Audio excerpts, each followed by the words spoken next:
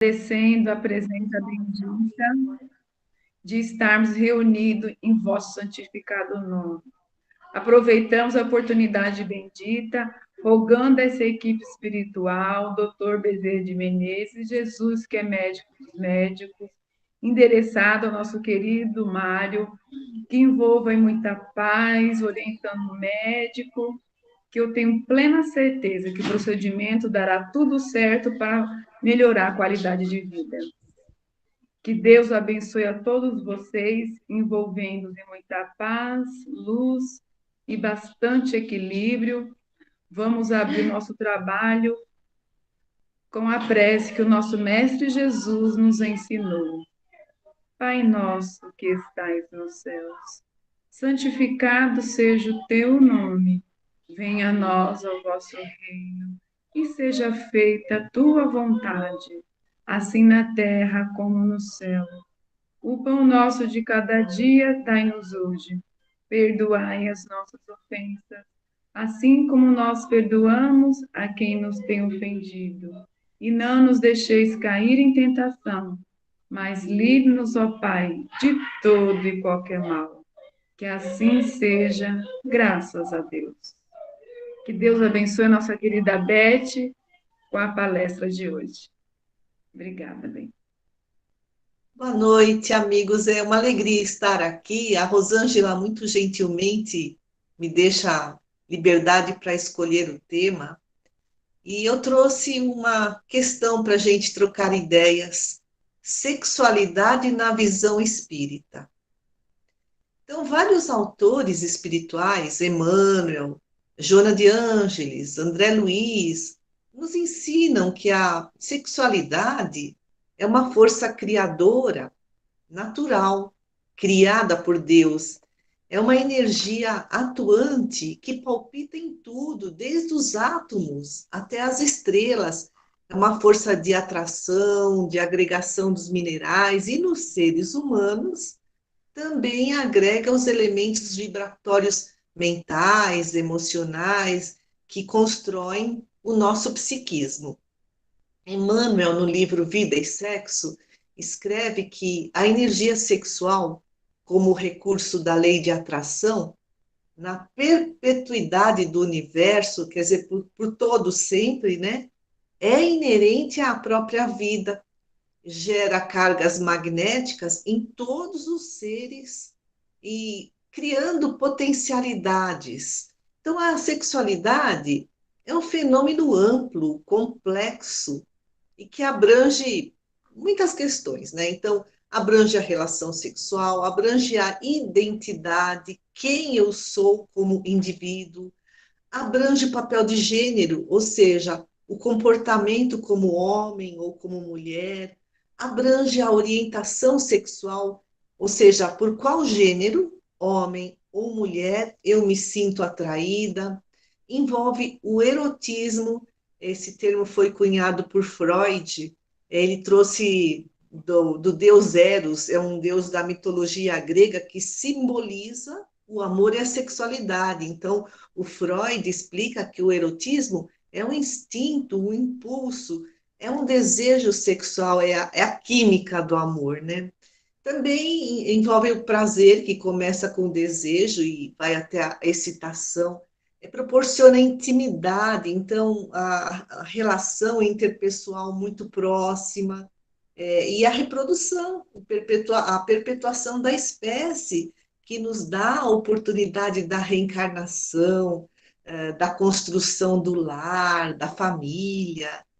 E a sexualidade, como um fenômeno muito complexo, né, é acompanhada pelos nossos pensamentos, fantasias, desejos, pelas nossas crenças, e olha, aí entra também os tabus. Tabu é um preconceito que não tem fundamento, que acaba gerando crendice, medo. E também, assim, a sexualidade envolve as nossas atitudes, os nossos valores, os nossos comportamentos, as práticas que assumimos, os relacionamentos e os papéis sociais. Então, por exemplo, uma mulher, ela pode ser esposa, mãe, dona de casa, professora. E a sexualidade é influenciada pelo corpo físico, pelos fatores biológicos, pelos fatores psicológicos, os sentimentos, as emoções, os pensamentos, pelos fatores sociais, ou seja, a gente acabou de falar do papel social, né? Que papel desempenha alguém na sociedade, pelas normas da sociedade também influenciada pelas condições econômicas da pessoa e também por fatores políticos, porque hoje, né, já se reconhece, por exemplo, o casal homossexual, e também pelos fatores culturais. O que é a cultura? É um conjunto de valores, de crenças, de normas, de práticas de um grupo. E a cultura se modifica ao longo do tempo.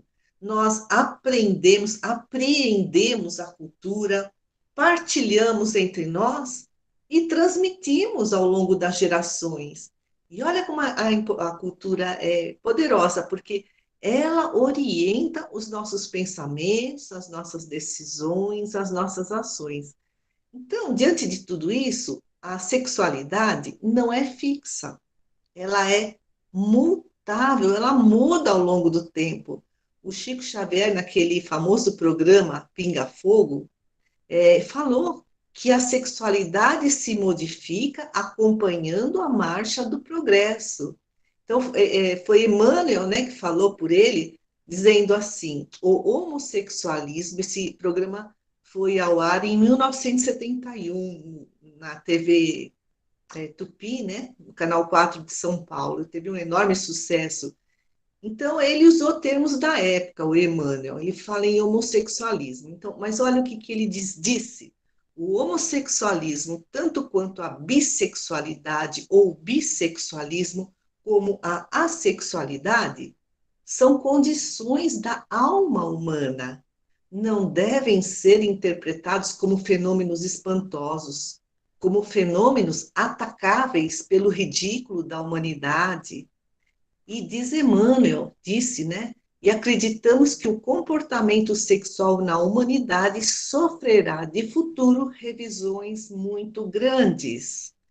Ele fala, de futuro, né, o comportamento sexual da humanidade sofrerá revisões muito grandes, e já houve revisões, porque isso foi dito em 1971, e ele usou o termo homossexualismo, que ismo significa doença, desvio, mas em 1990, a Organização Mundial de Saúde excluiu esse termo homossexualismo, bissexualismo da lista de distúrbios mentais. O termo hoje usado é homossexualidade, bissexualidade, que é uma opção e não uma doença ou um desvio. E o que nos ensina a doutrina espírita? Que o espírito não tem sexo, então, ora reencarnamos como homem, ora como mulher. Lá no Livro dos Espíritos, na questão 201, Allan Kardec pergunta: o espírito que animou o corpo de um homem pode animar o de uma mulher numa nova existência e vice-versa? E os espíritos respondem: sim, pois são os mesmos os espíritos que animam os homens e as mulheres. Então, o espírito reencarna no corpo de homem, no corpo de mulher, né? Conforme as tarefas que foram programadas antes da reencarnação, de acordo com as necessidades evolutivas de cada um. No livro Sexo e Destino, que foi escrito pelo André Luiz e psicografado tanto por Chico Xavier como Valdo Vieira, André Luiz nos explica que nós somos espíritos imortais. Nossa idade é de muitos milênios, então nós construímos uma bagagem de experiências complexas, tanto de masculinidade como de feminilidade. Então, masculinidade e feminilidade total, do ponto de vista psicológico, não existe. Ninguém, né, encarnado aqui na Terra é 100% homem psicologicamente falando, 100% mulher psicologicamente falando. A própria ciência concorda a isso. O Jung trouxe todo esse estudo. Então, diz André Luiz, o sexo tem que ser analisado em sua essência. Aí, sexo como sinônimo de sexualidade. é uma soma de qualidades femininas ou masculinas que caracterizam a mente. E André Luiz fala isso no livro No Mundo Maior. Então, o que são qualidades femininas? São energias receptivas, explica André Luiz. Energias passivas, acolhedoras, mantenedoras, com orientação para a integração, a união. E as qualidades masculinas? São energias expansivas, ativas, propulsoras, emissoras, com orientação para a transformação, a ação. Então, essas qualidades se combinam em diferentes proporções, em dada encarnação, como homem ou como mulher. Então, a gente vê Chico Xavier, né? É um espírito super evoluído, que era uma docilidade, ele tinha características femininas. Ou então Madre Teresa de Calcutá, uma guerreira que enfrentou o mundo para cuidar dos excluídos. Então, ambos, Chico Xavier, Madre Teresa de Calcutá, trabalharam muito a sua masculinidade, a sua feminilidade, essas características ao longo das suas muitas vidas.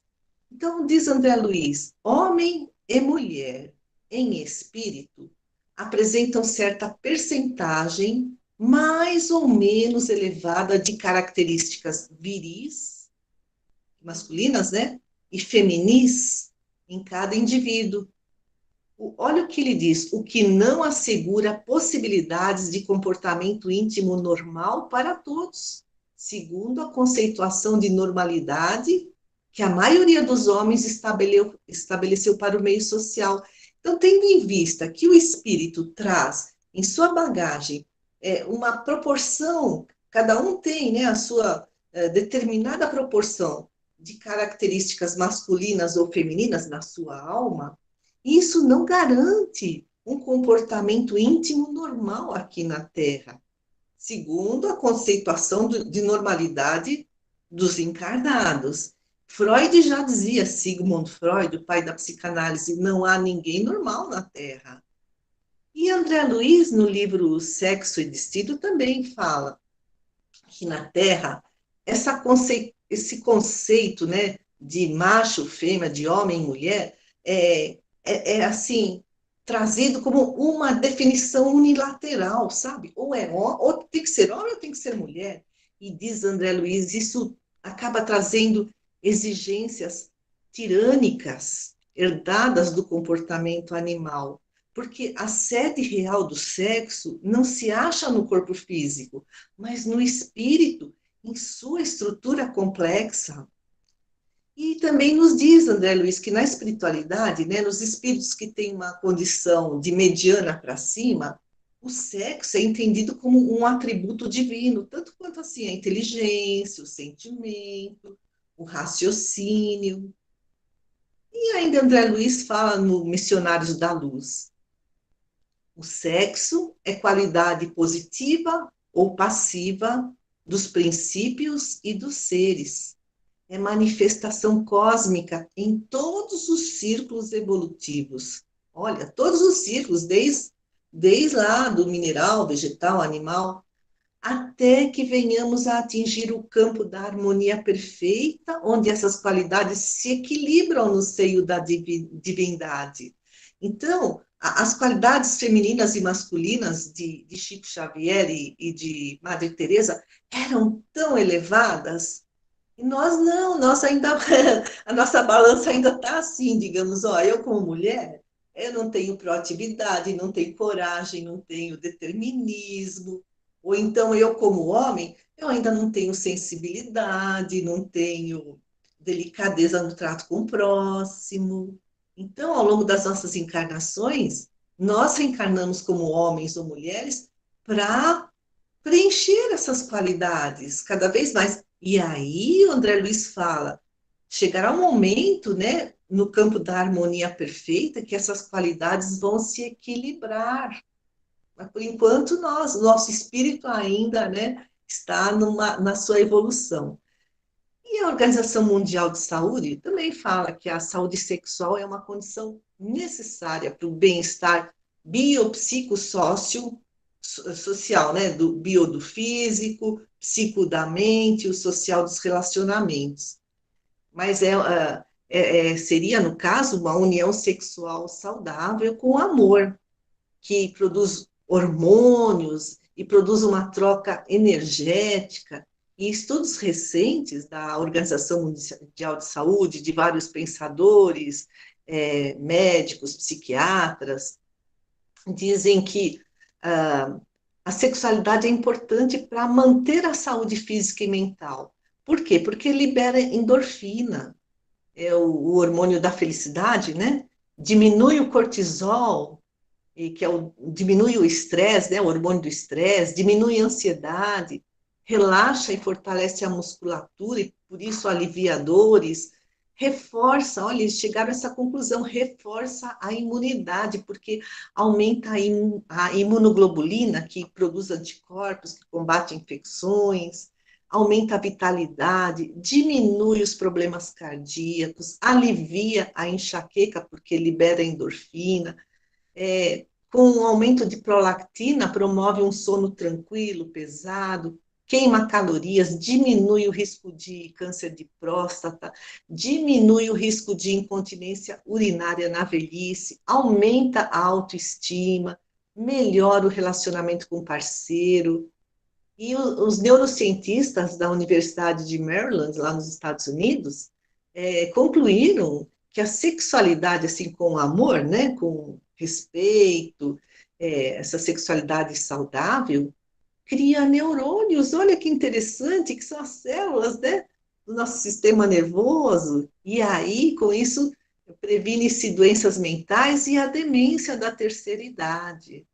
Então, né, voltando para Emmanuel, no livro Vida e Sexo, ele diz que essa energia sexual, que é uma lei de atração, é inerente a todo ser vivo. E são cargas magnéticas, diz ele. O instinto sexual nasce das profundezas da vida. Trazemos essa herança do passado, quando estagiamos, né, pelos vários reinos da natureza, mineral, vegetal, animal, e Emmanuel diz, é uma herança incomensurável, né? Não dá para ter medida, é uma herança incomensurável das experiências sexuais vividas nos reinos inferiores, que vamos colocando na nossa bagagem evolutiva. Diz Emmanuel, de existência em existência, de lição em lição, e de passo em passo, por séculos de séculos, né, na esfera animal, a individualidade chegou até o estágio hominal, a razão. E aí, nesse estágio de Homo sapiens, surpreende em si mesmo um mundo de impulsos genésicos que precisam ser educados e ajustados às leis que governam a vida, às leis de Deus, né? Então, na animalidade, né, nós fomos usando a sexualidade, treinando a sexualidade, e quando chegamos no estágio hominal, diz ele, aí é a hora de educar essa sexualidade. E Emmanuel explica que os seres primitivos, lá no início, né, da nossa evolução, sabe, assim, tinham descargas impulsivas, a sexualidade era uma descarga impulsiva, sem responsabilidade. E ainda hoje, né, acontece, infelizmente, estupros, prostituição, traições, mas o retorno virá para os devidos resgates. Ninguém abusa de ninguém sem prejudicar-se a si mesmo. E aí, Emmanuel explica que nós vamos evoluindo, e essa energia foi sendo usada com mais discernimento, com mais responsabilidade, e porque ela passa a ser controlada pelos valores morais que pouco a pouco vamos desenvolvendo. Então ele explica que no passado, hoje ainda tem, né, alguns povos polígamos, mas a poligamia que era generalizada no passado, né, mostrava que o homem carregava um fardo de instintos sexuais destrambelhados, ele diz.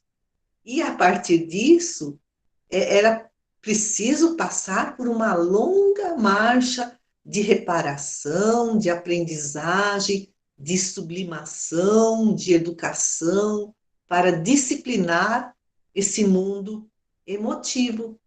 Se a gente vê lá na questão 701 do Livro dos Espíritos, Allan Kardec pergunta qual das duas, a poligamia ou a monogamia, é mais conforme à lei da natureza. E os espíritos dizem, a poligamia é lei humana, cuja abolição marca progresso social. O casamento, segundo as vistas de Deus, tem que se fundar na afeição dos seres que se unem. Na poligamia não há afeição real, há apenas sensualidade. Então, Emmanuel explica, né, que cansados de sofrer, né, nós partimos da poligamia para a monogamia e a sublimação. O que é sublimação? Também foi Freud que trouxe essa palavra. É transformar o impulso, o instinto, a libido, a energia sexual em algo socialmente aceito. Por exemplo, esportes, arte, estudos, pesquisa, trabalho social. Tudo isso é libido sublimada, é energia sexual sublimada. E Emmanuel fala, graças à energia sexual, as civilizações da Terra se levantaram por meio da sublimação. Porque aí houve o desenvolvimento das artes, da ciência, da tecnologia, né? E aí a gente se pergunta, com o sentimento, como a gente sublima sentimento? É ver a essência do outro, captar a alma do outro e não o corpo, né? Não ver o outro como uma mercadoria para ser usada. Porque todos nós trazemos a sua carga erótica, né? Cada um tem a sua carga erótica diferente um do outro, que são instintos, paixões, são energias, são estados da alma, e eles não são destruídos, eles precisam ser transformados, é o próprio Emmanuel que fala isso. E de que forma, então, transformar, né, esses instintos e paixões? E Emmanuel fala, orientar para o bem, para a valorização da vida, porque a energia individual, a libido, ela precisa ser colocada a serviço da sociedade. Isso é sublimar. E por isso que a gente pode se perguntar que uso estamos dando à nossa sexualidade, como estamos usando a nossa sexualidade. Porque hoje, né, teve muita mudança, né? Por exemplo, a mídia, a globalização, o avanço da ciência, com tudo isso, a sexualidade está sendo vivida de forma mais aberta, né? Mais pública. E aí está um grande desafio. Onde está um limite saudável entre o público e o privado? Porque, de um lado, também tem os tabus, as repressões, a educação repressiva, e de outro, a libertinagem, a pornografia. Joana de Ângeles, do livro Dimensões da Verdade, do Divaldo Pereira Franco, no capítulo 54. Sexo e compromissos. Olha o título, né? Desse capítulo, Sexo e Compromissos. A Joana explica que o problema do sexo é um problema do espírito. Essa história, né? A carne é fraca, nada disso. O corpo é só um instrumento do espírito, da alma. E que nós reencarnamos para a nossa recuperação moral dos abusos que cometemos no passado e que hoje acabaram se transformando em limitações. Então, os abusos do passado, das encarnações passadas, gerou desgaste. Pode ser abuso do alimento, do poder, do dinheiro, da fama, ou então do sexo. Gerou desgaste. E esses desgastes hoje acabam sendo colhidos como carências. E a Joana de Ângeles fala, na Terra, ainda hoje vive-se mais em função do sexo do que da vida. Ou seja, ainda estamos abusando e plantando desgastes. Mas, então, como está a sociedade? De um lado, a repressão, de outro lado, a libertinagem. A Joana de Ângeles fala: castidade, abstinência, quer dizer, privar-se do sexo, quando é imposta, né, de fora para dentro, leva a desajustes, a aflições. Emmanuel foi padre, né? Ele foi o padre Emmanuel da Nóbrega. Então, ele fala assim com conhecimento de causa. Ele escreve: as ordenações e providências de caráter externa não transfiguram milagrosamente o mundo íntimo. Então, não adianta, porque ordenou-se padre, que pronto, agora já é um santo. E de que forma, diz ele, exigir a extinção dos estímulos genésicos em alguém? Então, só porque se alguém se consagra ao serviço divino da fé. Então, como, né? Pedir para alguém ser casto, né, de fora para dentro, se não foi opção própria, se esses estímulos genésicos são criação de Deus. Quando esses mesmos estímulos são criados por Deus para a vida e para a evolução. Olha aí, Emmanuel, fazendo uma crítica a essa castidade imposta. É que nem assim, a libido ou a energia sexual pode ser comparada a uma represa, né? A água represada. Então, ela recebe os afluentes, mas se ela não tem vazão, se as comportas estão fechadas, vai causar uma inundação, uma destruição. Então, é isso que acontece com a repressão da libido. É isso que acontece, esses desequilíbrios, essas aflições que esses autores espirituais ensinam. Agora, a gente estava falando da repressão, e por outro lado, o amor livre. Né? A Midia fala: você quer ser feliz, né? Tenha um companheiro por dia, um diferente do outro. Então, é um sexo sem vínculos, sem responsabilidade. E diz a Joana de Ângeles: isso é uma volta à selvageria instintiva. E aí surgem as gravidezes precoces, as gravidezes indesejadas, os abortos. E a Joana fala: homens e mulheres se corrompem, se pervertem, e no futuro terão encarnações cheias de desventuras e de anormalidades. Então, nem reprimir o sexo, nem dar vazão descontrolada, mas desenvolver a responsabilidade, porque união de corpos pressupõe união de almas. É um compromisso mútuo. Lá no Evangelho segundo o Espiritismo, no capítulo 17, item 7, os Espíritos nos dizem que, sabe, a guerra flagela a humanidade, traz terror, traz morte, mas a afeição erradamente orientada cobre o mundo de vítimas. Então, nós precisamos procurar cumprir os nossos deveres. E falando em sentimentos, dizem, né, os espíritos, é muito difícil cumprir o dever. Como é que nós devemos agir? E aí eles respondem: o dever começa precisamente no ponto em que ameaçais a felicidade ou a tranquilidade do vosso próximo e termina no limite que não desejaríeis ver transposto em relação a vós mesmos. E Emmanuel fala: para que não sejamos mutilados psiquicamente, urge não mutilar o próximo, afetivamente falando, né?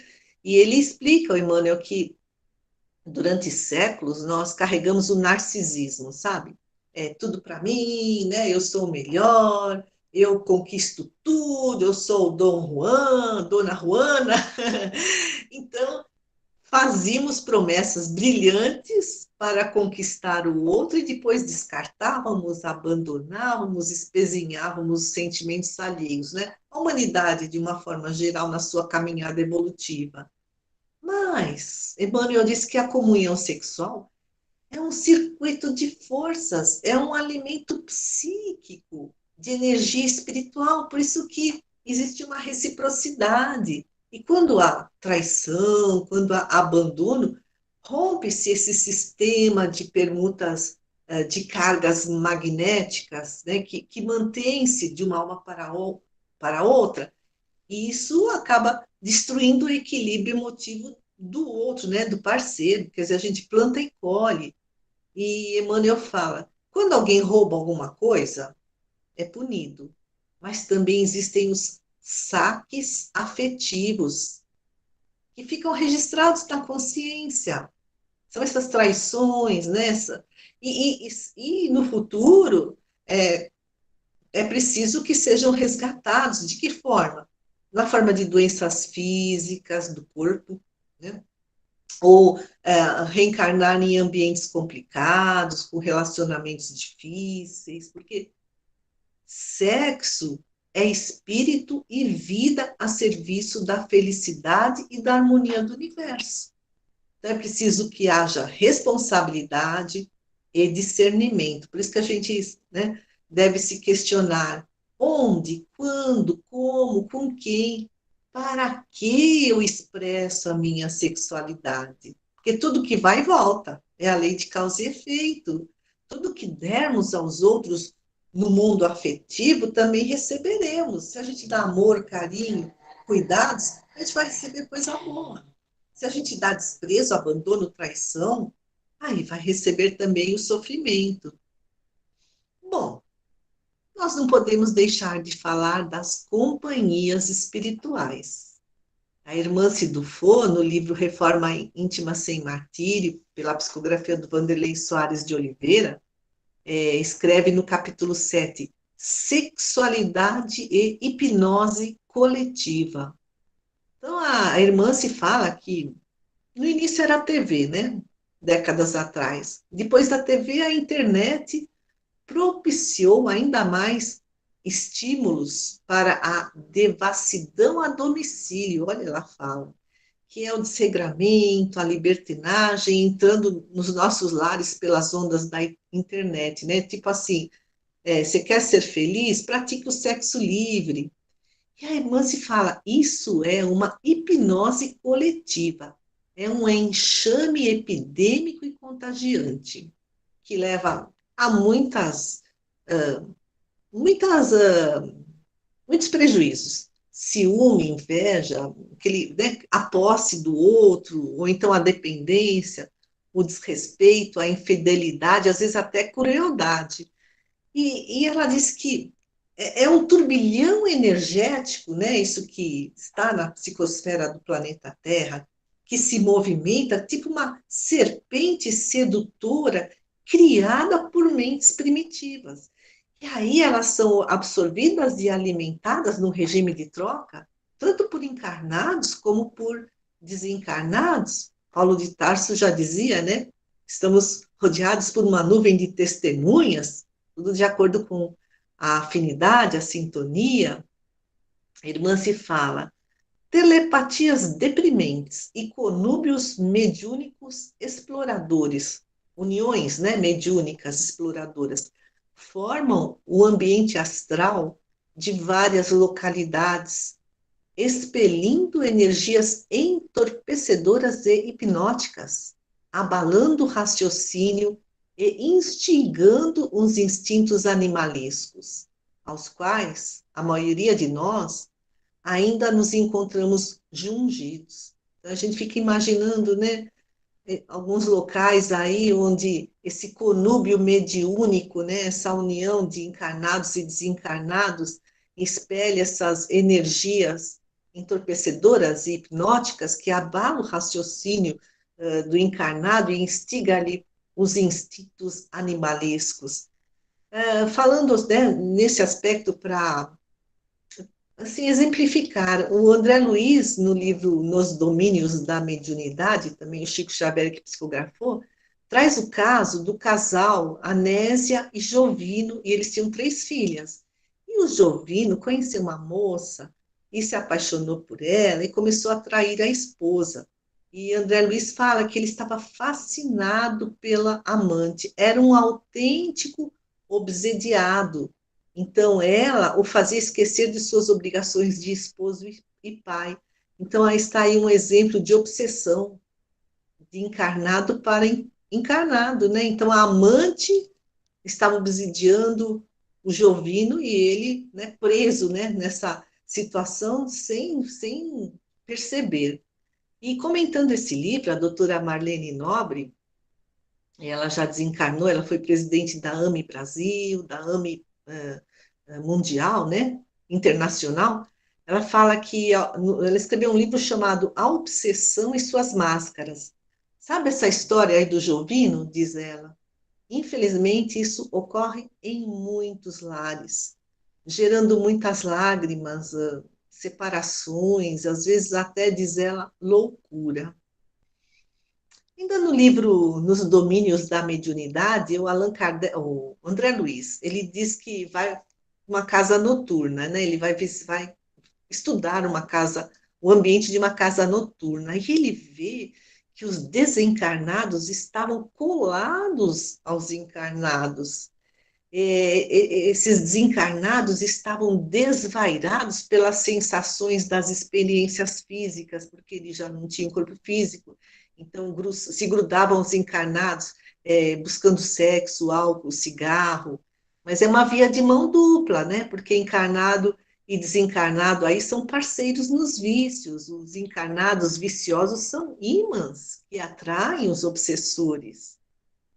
Aí a gente fala assim, né? André Luiz, o Allan Kardec, né? No Livro dos Espíritos, não está escrito que espírito não tem sexo? E aí, nessa casa noturna, esses espíritos estão alucinados à procura de sexo. Aí a gente vai lá no livro O Céu e o Inferno, tem um comentário de Allan Kardec. Ele fala assim: olha, espírito não tem sexo, não, sabe? Porque não existe reprodução de corpos físicos lá na espiritualidade. Então, não é necessário que haja aparelhos genésicos. Mas, no caso dos espíritos inferiores, né, ainda muito materializados, que se acreditam na mesma condição que tinham na Terra, a mente deles plasma, molda o perispírito, e eles se veem como homens e mulheres, e eles ainda têm desejos e paixões.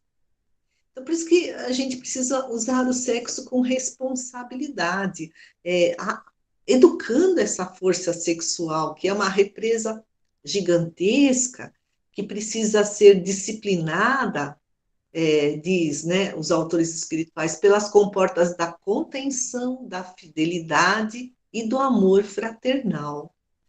Mas tudo isso, né, a gente trouxe principalmente aqui as palavras de Emmanuel.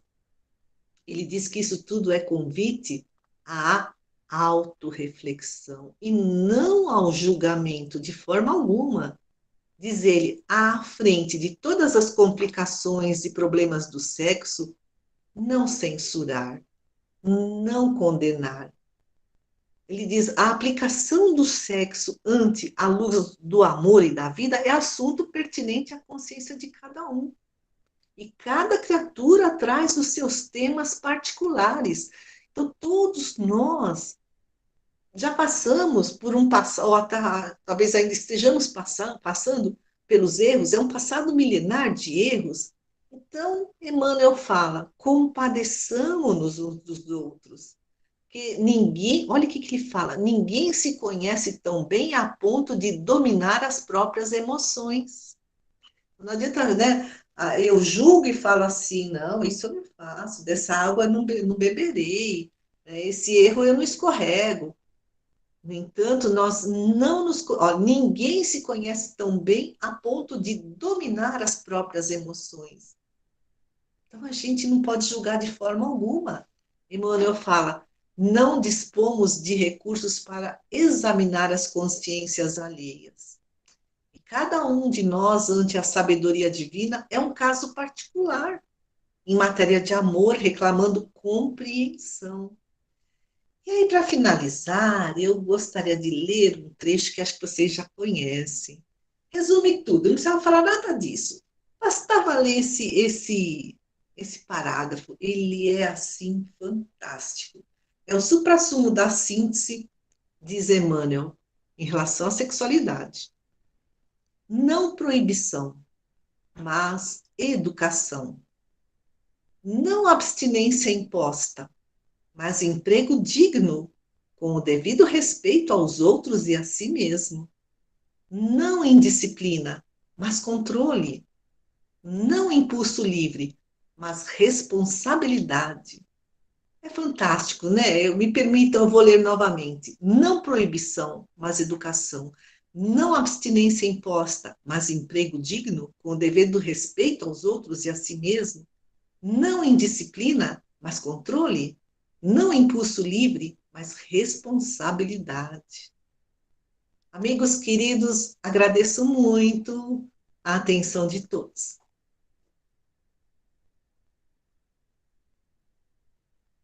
Obrigada, Beth. Por isso que eu falei, se você não era professora, porque né, você discorre de uma forma muito clara, né, de um tema delicado.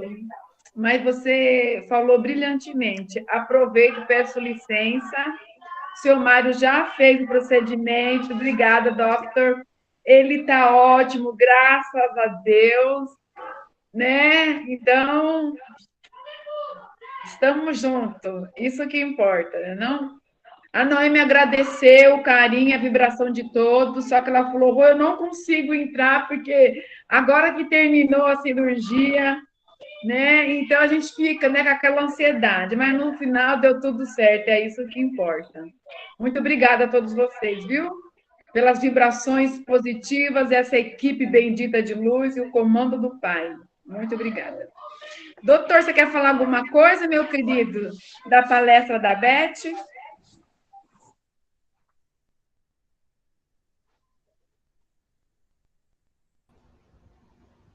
Olha, não tenho nada a acrescentar. Tenho que agradecer.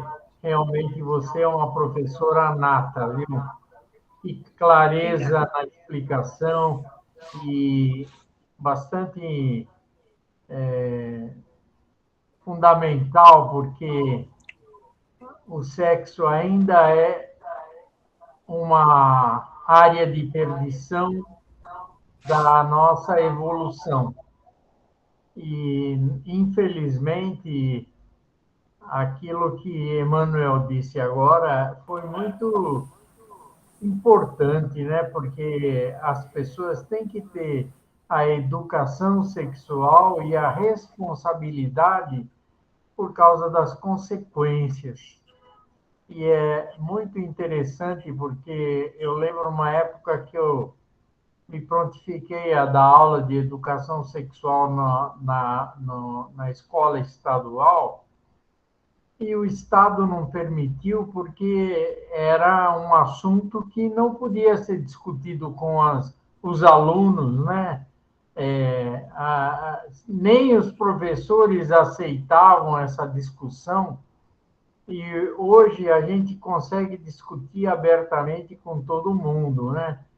E é muito importante lembrar que a nossa vida, a nossa vida material, ela tem uma evolução de centênios, né? De 7 em 7 anos. Aos 7 anos completa-se a encarnação, define-se, mas aos 14 define-se a puberdade, que é exatamente quando começam a aparecer os hormônios masculinos, femininos, e começa a verdadeira sensação erótica do sexo na cabeça do adolescente. E, segundo André Luiz, nesta fase é que ocorre uma vaga lembrança do passado, de outras encarnações. Então, o conflito do adolescente é de que ele está passando de criança para jovem, né? Os pais dizem que para alguns assuntos ele é criança, para outros ele já é adulto. E essa fase em que o sexo começa a fazer parte da vida dele, né? E ele já pode ter ejaculação com espermatozoides e a menina pode produzir óvulos férteis, né? Isso significa que a educação ela deve vir já desde o berço para quando chegar nessa fase, o adolescente tem ferramentas para administrar. Não é sem razão que André Luiz recomenda na sua obra que esta é a fase mais importante para o adolescente praticar esportes, porque toda essa pulsão da energia sexual pode ser dissipada através de outras atividades. Então, é muito importante que as pessoas saibam, nós temos que colocar as crianças para estudar música, para estudar canto, dança, e tem que fazer esportes. Não é sem razão que a disciplina de esporte ela é obrigatória nas escolas, mas deve ser incentivada para que as crianças pratiquem muito esporte, porque desvia um pouco a atenção da sexualidade, que, aliás, hoje está dissipada nos videogames, né? A gente tem uma tristeza de saber que a criança se destrói psiquicamente através dos videogames, mas virou uma doença, né? Esperamos que brevemente a gente consiga superar essa onda difícil, né? E agora crianças pequenas já têm celular, acessam qualquer coisa. É assim, parece ser inevitável, né? Como eu não tenho mais criança em casa, nem neto novo, tá todo mundo velho, a gente não sabe o que é isso, mas eu imagino quanto difícil deve ser administrar a vida de crianças e jovens, né? Em função da evolução tecnológica da comunicação. E por isso, viu, Beth, esse assunto é tão importante porque há uma certa ainda uma certa dificuldade da abordagem desse assunto, né?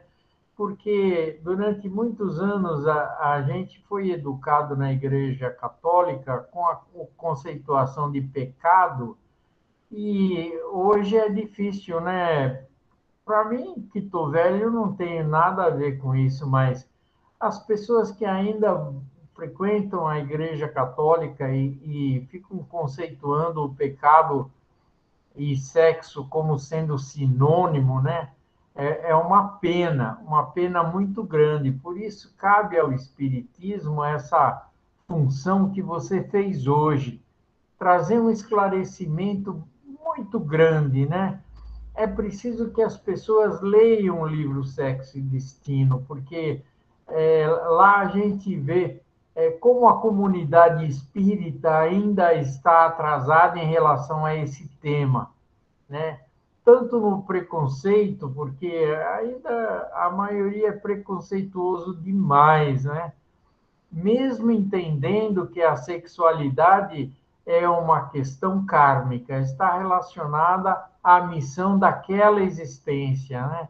Então, apesar de que nós sabemos que as mulheres são espiritualmente mais avançadas, porque tem mais,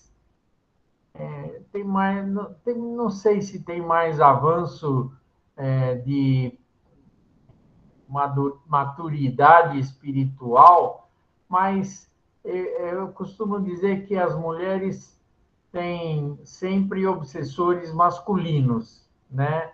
Porque o homem, ele, mesmo depois que desencarna, ele ainda é machista.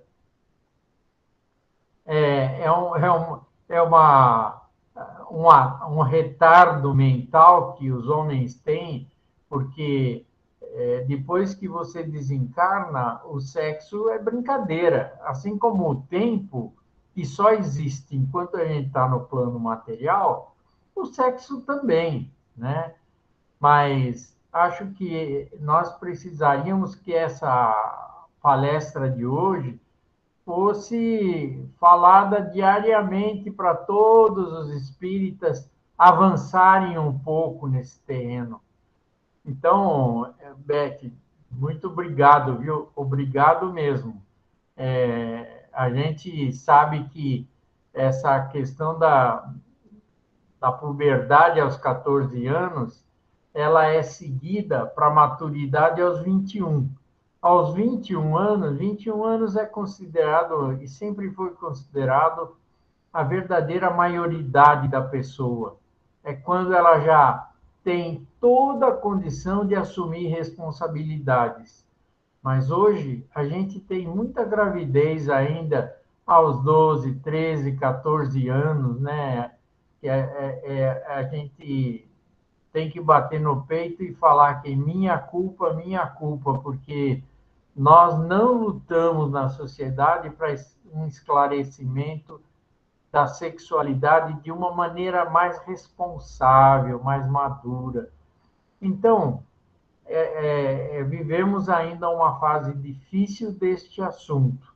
Muita gente vai se perder durante a vida por causa da sexualidade, né? Eu costumo dizer que a pessoa se perde a existência do ponto de vista de progresso espiritual pela riqueza ou pelo sexo, porque ambos dificultam muito o trajeto. Mas hoje, pelo menos, ganhamos a noite, viu, Beth? Parabéns, muito obrigado, e que Deus te abençoe e te ilumine sempre, porque você tem uma clareza assim fantástica para o ensino, viu? É verdadeira professora mesmo. Obrigado. Eu que agradeço muito todo o carinho de vocês. É a espiritualidade que está aqui nos amparando. Muito obrigada. Quando a gente fala que você não é fraca, é isso daí, Beth, tá vendo? Obrigado, Beth. Beth, mais uma vez, muito obrigada, Deus lhe abençoe. A gente vai encerrar o nosso encontro delicioso de hoje. Então, vamos fechar os nossos olhos e agradecer a Deus, agradecer essa equipe bendita por estar reunido mais uma vez, agradecendo pelo procedimento que o seu Mário fez, e ocorreu tudo bem. A gente sempre tem que acreditar que o comando de nossas vidas é pelo nosso Pai Criador, a essa equipe que sempre nos vela, nos intui. Então, nosso muito obrigado. E a gente vai encerrar agradecendo mais uma vez pela participação de todos. Que Deus os abençoe, cada um de vocês, os seus lares, as suas famílias, e que essa energia que foi gerada na noite de hoje, que seja endereçado àqueles irmãos necessitados de luz, de amor e de paz. A gente vai encerrar com a prece de Nossa Senhora Maria, Mãe de Jesus. Ave Maria, cheia de graça, o Senhor é convosco, bendita sois vós entre as mulheres, e bendito é o fruto do vosso ventre, Jesus. Santa Maria, Mãe de Jesus, rogai por nós, pecadores, agora e na hora de nossa passagem. Que assim seja, graças a Deus. E vocês têm um ótimo final de semana, um feriadão aí que vai começar, né? E a gente se encontra, se Deus quiser, nosso ponte na quinta-feira que vem. Graças a Deus. Amém. Obrigada, viu, gente?